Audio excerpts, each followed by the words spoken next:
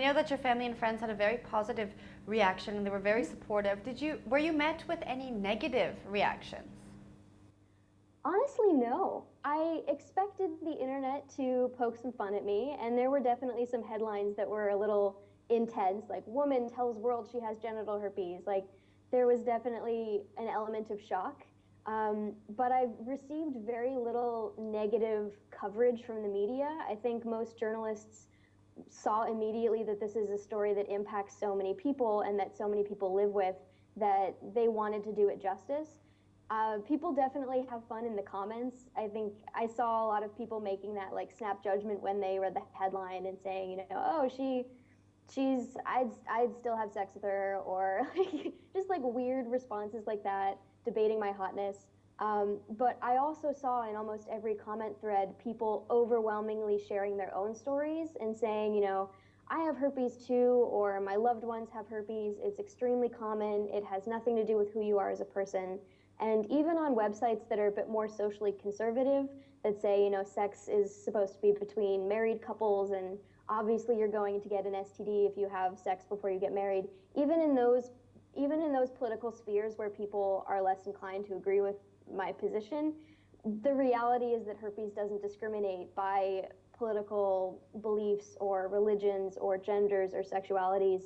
It's something that impacts everyone, and I saw this groundswell of support across the board from people who I don't really have much in common with, other than knowing herpes is a problem and a reality. So I've been overwhelmingly supported, and I'm so happy to see that response. It's been really validating and wonderful.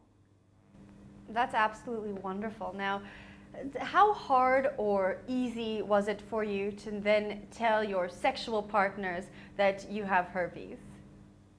In the beginning, it scared me so much. It's really terrifying because it's always scary to tell someone that you have feelings for them or that you're attracted to them. Everybody's afraid of being rejected. But when I first got diagnosed, it took me a long time to understand that I'm not a walking health risk. Like, that's a really unfair way to think of the fact that I live with herpes. It's just a reality of the way that my body works. And in the beginning, I was very ashamed and very nervous, and I felt like everybody's going to reject me because I have this STI. But as time went on, I learned that it is so common, and most people, once they sit down and think about it and they see the statistics and they read about what the symptoms actually are, people are very open-minded and very kind.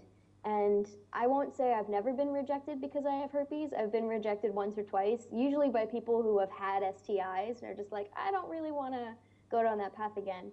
But for the most part, people are very kind.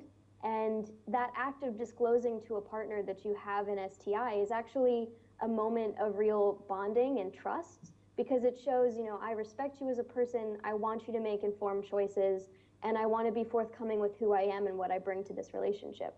So I've actually had those conversations be a very wonderful, positive experience, because people see what I'm doing and they respect that. And they also often offer their own relationship baggage of, oh, okay, I understand that, I have this health condition, or I struggle with this in relationships. And it's a real opportunity to be honest and to bond with someone else. Now, talk us through some of the statistics and facts that you found out in the past 2 years while living with herpes that actually surprised you and made you realize that this is actually quite a normal thing. Sure. Well, I don't have the statistics memorized, so I'm not going to quote them, but it is extremely common. It's something like 1 in 4 women have one of the strains of genital herpes, at least in the United States. And most people, actually, it's something like 80% of people between 14 and 49, or 18 and 49, I think, in the United States have the strain that causes oral herpes. People just don't think of cold sores as an STI. They think of it as, I get cold sores, not I have oral herpes. So once I understood that cold sores are pretty much the same thing as genital herpes, it's just asserting itself in a different place.